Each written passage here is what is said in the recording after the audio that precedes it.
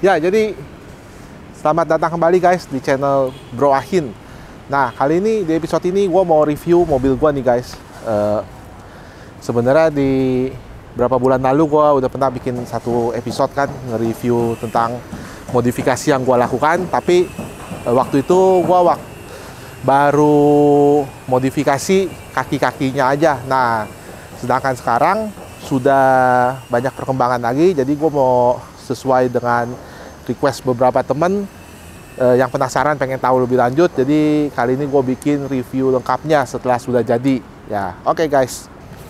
Nah, pertama-tama gue mau bahas dari depannya dulu ya guys. Ini gue pakai bull bar ini custom, modelnya model ARB. Nah, gue mau cerita sedikit nih. Sebenarnya sebelum gue pasang bumper ini, gue udah kemarin itu udah sempat pesen bumper piak ya dari Raptor Motorsport. Gua inden sekitar 1 atau 2 bulan, dan ternyata begitu sampai barangnya, waktu itu barangnya tuh sudah sampai, dan gua tuh sudah bawa mobil gua ke bengkel tinggal pasang. Nah, ternyata Fortuner di Thailand itu berbeda dengan Fortuner di Indonesia guys, terutama yang facelift ya, dimana tekukan lampunya ini berbeda. Jadi pas mau dipasang baru ketahuan ternyata bumper itu nggak kompatibel yang piak itu. Wah, jadi ya saat itu juga koadinya juga baru ngeh juga, oh ternyata beda ya gitu, baru ngeh juga ya. Akhirnya ya nggak jadi dipasang deh gitu. Singkat cerita, gua cari alternatif, akhirnya ketemu salah satu rekomendasi bengkel dan hasilnya ternyata cukup bagus juga. Buat teman-teman yang mau, gua cantumin ya di layar ya. Kalau teman-teman tinggal di Jabodetabek, kalau mau bikin juga bisa langsung kontak aja di kontak yang udah gua cantumin di layar ya. Ya, jadi akhirnya gua hubungin ownernya ISF dan gua konsultasi di situ. Akhirnya diputuskan untuk bikin yang model ARB. Nah, jadi ini bumper ini custom model ARB ya guys. Dan harganya pun relatif terjangkau kalau teman-teman mau bikin. Tapi walaupun harganya terjangkau ya, secara build quality ini bagus banget. Wah, kalau sebelahan gitu sama mobil lain yang pakai bumper ARB asli, itu bisa sekilas tuh bisa nggak ada bedanya guys. Bener-bener plek, mirip banget sama aslinya. Karena bengkel ISF itu dia bikin bumpernya itu bener-bener niru dari semua ukurannya tuh bener-bener niru dari bumper ARB yang asli gitu. Semua tekukannya bener-bener tekukan ARB yang asli. Jadi sekilas itu udah hampir nggak ada bedanya. Sampai yang paling gua suka tuh sampai ini nih, kayak bantalan ini nih, sampai dibikinin juga nih dari fiber ya, custom. Bener-bener looknya tuh udah seperti asli banget guys, kayak bikinan pabrik. Lalu kisi-kisi ininya juga dikasih accent honeycomb ya. Jadi ini gua nggak tahu nih dia ambil dari mobil apa kali, grillnya mungkin dipotong atau gimana, gua nggak paham. Tapi yang pasti jadinya tuh bagus banget. Lalu untuk kekuatannya, kalau untuk kekuatannya jujur aja sampai sekarang belum pernah gua pakai ya buat off-road yang berat-berat. Buat ngewins tuh belum pernah gua pakai karena selama ini gue cuman off-road ringan aja. Tapi gua udah sempet bawa ke bengkel lain, dan bengkelnya itu juga bengkel tukang bikin begini-beginian juga ya, besi-besi gitu ya. Katanya sih bahannya cukup bagus dan cukup tebal. Ini sudah memenuhi syarat dan kualitas penggunaan besinya juga udah cukup bagus gitu ya. Jadi menurut opini pihak ketiga ya maksudnya ya. Dan yang gue suka lagi dari bumper ini, selain bikinannya bagus dan kayak asli, dan dia tuh ngecatnya itu bener-bener disamain persis banget.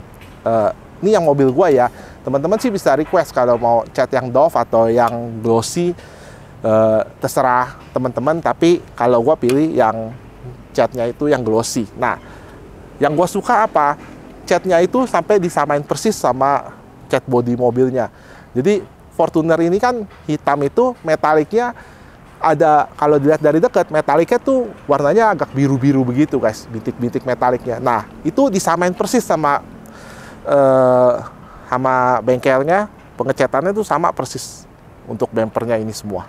Lalu untuk winch, gue pakai Warren Evo VR ya, Evo VR 10.000 lbs. Nah, jadi ini winch tidur ya, harganya kenapa gue pakai winch ini, karena menurut gue harganya relatif oke lah ya, relatif terjangkau, dan mereknya pun kan Warren sudah terjamin lah ya. Nah, yang gue suka dari winch ini, Warren Evo ini guys, kita dapat remote-nya itu 2. Jadi kita dapat remote yang kabel dan juga dapat remote yang wireless gitu. Jadi nggak perlu beli kayak zaman dulu kan, kita remote winch itu mesti beli terpisah lagi ya, colok baru bisa ada remote wireless. Kalau yang ini udah dapat dari sononya dengan harga yang menurut gua cukup terjangkau.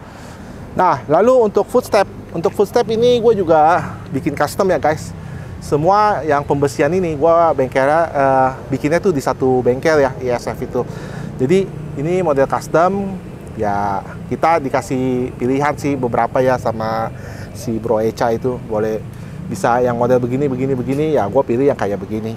Nah, footstep ini kenapa gue ganti, karena menurut gue ini titik yang cukup krusial ya kalau kita tuh suka main off-road. Kalau kita pakai footstepnya yang standar itu footstep yang standar itu kepentok dikit aja langsung rusak gitu guys. Jadi makanya ini salah satu modifikasi yang wajib juga kalau teman-teman suka off-road. Nah, ini fungsinya selain untuk footstep dan juga bisa juga untuk melindungi bodi ya, bodi bawah sini.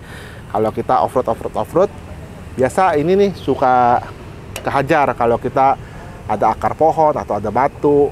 Ini bodi ini rawan banget nih kepentok bagian bawah sini. Jadi fungsi footstep ini untuk melindungi juga bodi bawah sini ya, karena bodi bawah ini kalau rusak itu betulinnya susah gitu guys ya. Nah, ini juga salah satu aksesoris modifikasi yang gua tambahkan ya, tow bar ini. Jadi kenapa modelnya seperti ini, sebenarnya ini ada hubungannya sama request pribadi gua ke bengkel ISF itu ya. Gua pengen bikin itu tow bar yang simple, yang kecil, yang mirip seperti piak, yang tow bar piak tuh yang kecil, tuh gue suka tuh modelnya. Tapi waktu itu gue udah sempat mau beli yang merek piak asli, tapi posisi mobil ini waktu itu lagi proses di bengkel ISF itu. Jadi ya udahlah, gue coba sekalian aja supaya kelar sekalian di bengkel ISF itu kan. Jadi gue coba tanya bisa gak bikin yang sama persis kayak begitu. Akhirnya dicoba, nah akhirnya jadilah kayak begini. Ya ini nggak sama persis sih, tapi hasil finalnya cukup lumayan bagus juga. Gua suka ini sama modelnya. Modelnya oke lah, good looking juga guys. Tapi memang ini ada kekurangan sih yang gua nggak suka ya sama modelnya terutama ya. Kenapa? Karena menurut gua bukan model yang gua nggak suka, tapi tongkrongannya ya, posisinya gitu ya. Karena menurut gua mobil off-road itu harusnya dia ngongkong ya. Jadi ground clearance-nya tinggi, bumpernya ini nggak boleh kayak seperti ada tambahan seperti ini. Jadi mengurangi departure angle-nya tuh berkurang kalau seperti gini. Tapi dibikinnya sudah seperti ini, dan ternyata setelah dilihat juga ya tongkrong secara look itu oke ya, secara look ya, tapi secara fungsi dan kemampuan off-road ini, maka mobil ini sebenarnya departure angle-nya jadi berkurang. Sebenarnya gue kurang sukanya di situ aja sih, karena kayak ini nih jadi semacam kayak spoiler gitu ya, spoiler tambahan gitu.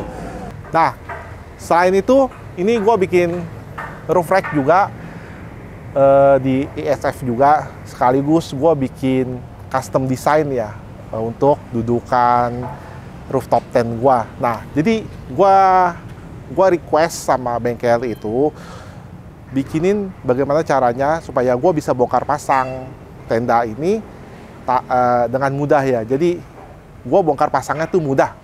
Jadi dibikinin custom seperti ini. Jadi gua nggak perlu pakai baut lagi guys untuk bongkar pasang tenda gua. Dibikinin sistem quick release kayak begini. Jadi tinggal gue buka quick release-nya, nanti tendanya itu tinggal gue geser maju dikit, lalu tinggal gue pasang cangkolan ya, cangkolan seperti ini. Nanti gue bikinin video terpisah cara gue bongkar pasang tenda ini, cukup dengan 2 orang aja, gue bisa angkat ini dengan gampang gitu. Jadi sistem detailnya nanti gue bikinin video terpisah ya, gitu. Sedangkan untuk tendanya kan kemarin gue udah sempat bikinin review lengkapnya ya, jadi teman-teman bisa nonton aja langsung. Nah, modifikasi yang gue lakukan lagi tuh adalah ini ya guys, penambahan aki double aki. Jadi kalau teman-teman mau modifikasi Fortunernya, mau nambahin aki, nah di sini di dekat di atas spakbor sebelah kiri depan ini nih masih ada spot nih di sini. Di sini cuman waktu aslinya itu cuman ditaruh ini doang nih, apa sih, toa alarm ya. Jadi toa alarmnya tinggal dicabut, digeser, dipindahin. Ini space-nya masih cukup besar untuk naruh aki lagi. Nah, untuk aki ini gue pakai aki 80 ampere ya. Dan 80 ampere ini cukup besarnya, cukup ngepas-pas banget ya. Ngepres banget ini. Kalau teman-teman pakai yang 100 ampere, mungkin ini spotnya nggak bakalan muat space-nya. Gue juga belum coba sih, tapi kalau dilihat dari kepadatannya, kayaknya sih udah mepet banget ya. Gitu. Jadi gue pakai tambah aki buat gue kalau camping, jadi gue punya sumber daya AC ya. Nah, untuk konfigurasinya sendiri, ini yang paling basic ya guys. Gue cuma pakai ini aja nih, namanya baterai isolator. Nah, baterai isolator ini ada banyak. Maksudnya tuh, gue cek sih ya, ada yang gue cek barangnya kayaknya sama apa beda, gue nggak tahu, tapi modelnya tuh kelihatannya kayak sama semua, tapi mereknya beda-beda gitu.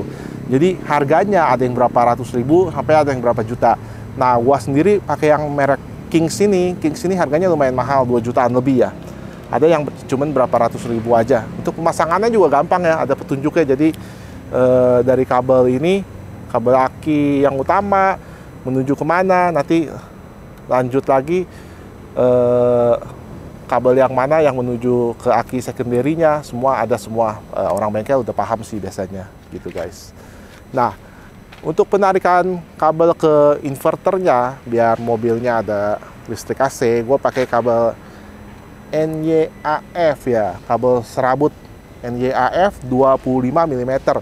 Kalau teman-teman mau lebih bagus lagi, pakai yang lebih gede lagi, ukuran 35 mm gitu. Nah, ditarik ke belakang kan, nih yang ngerjain orang bengkel ESF juga sih. Gua nggak paham ya dia nariknya dari mana. Tapi yang pasti dia ke belakang dan dia tembusin di sini nih. Nah, dia tembusin di sini. Gitu.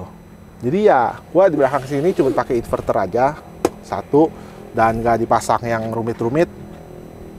Cuma ditaruh aja.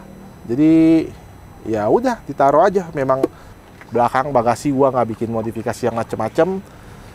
Gua nggak bikin lemari drawer atau apa, karena gua maunya itu campingnya gua fleksibel ya. Kalau kita bikin drawer kan berarti mobil camping ini bener-bener kita sangat ketergantungan sama mobil campingnya, karena semua peralatan kita ya ada di sini, kompor kita semua ada di sini. Nah, kalau kita mau camping di tempat camping yang nggak bisa camper van, itu menurut gua akan menyulitkan gitu. Jadi waktu itu sempat gua mau bikin drawer, tapi setelah gua pikir-pikir gua batalin. Jadi gua diemin aja begini, gua cuma copot kanan kiri aja nih bangkunya, gua copot, ya sudah. Jadi gua fleksibel kan, gua kalau mau camping di camping ground yang bisa area camper van oke. Kalau nggak bisa camper van, mesti agak jauh dari mobil juga nggak masalah gitu guys. Itu ya pertimbangan gua ya. Nah, selanjutnya untuk kaki-kaki kan gua flashback singkat aja ya guys. Untuk kaki-kaki ini kan di video yang lalu gua udah pernah bikinin videonya ya. Jadi gua cuman upgrade ini aja nih. Shock gua ganti pakai Provender Monotube 2.0, remote reservoir. Lalu pernya gua pakai Tough Dog yang depan ini spring rate-nya 0,50 ya. Jadi ya pokoknya dia bisa empuk, kalau sudah ada beban dia bisa mengeras. Intinya gitu ya, 0 sampai 50. Untuk kenyamanannya ini gua cukup recommended ya guys, setting kayak gini. Ini nyaman banget pakai shock Profender ini. Harganya pun ya relatif murah dibandingin shock Ome BP51. Lalu untuk ukuran bannya gue pakai ini nih, Kanati Madhawk 265 70 17. Ini kalau teman-teman hitung inch setara sama 32 banci. 32 tapi kurang dikit. Jadinya disebutnya 32 inch banci tapi gitu. Nah, untuk velgnya sendiri gue pakai metode MR701 ring 17. Nah, kenapa gue pakai metode? Gue flashback singkat aja ya buat teman-teman yang belum paham. Metode ini adalah velg yang ada bedlocknya. Jadi bibir bannya ini bisa terjepit walaupun kita pada saat off-road kita kempesin anginnya sampai 10 psi, dia nggak akan lepas ininya bannya dari velgnya gitu loh, karena dia ada internal bedlock gitu guys. Kenapa? Jadi di Amerika itu udah jadi semacam standar nih velg bedlock ini. Off-roader itu pada rata-rata pakai metode semua kalau di Amerika gitu guys. Ya, oke guys, sekian dulu ya review singkat dari gua tentang mobil camping gua. Jadi kan sekarang ini Fortuner lagi laku keras nih guys, yang terutama yang 4x4 ya, karena perhitungan pajak baru itu kan berdasarkan emisi lagi. Jadi sudah tidak diskriminasi lagi terhadap mobil 4x4. Nah, secara otomatis harganya juga langsung turun gitu. Yang gua dengar rumornya katanya sih pemesanan yang 4x4 itu Fortuner sekarang banyak sekali, antriannya tuh panjang banget gitu. Jadi ya kemungkinan dalam waktu 1-2 bulan lagi atau 3 bulan sejak video ini gue buat, ya populasinya akan makin banyak nih Fortuner 4x4 gitu. Semoga bisa menginspirasi ya buat teman-teman yang mau memodifikasi Fortunernya, terutama yang Fortuner off-road. Oke guys, sampai jumpa. Nantikan episode-episode gue selanjutnya ya. Bye-bye.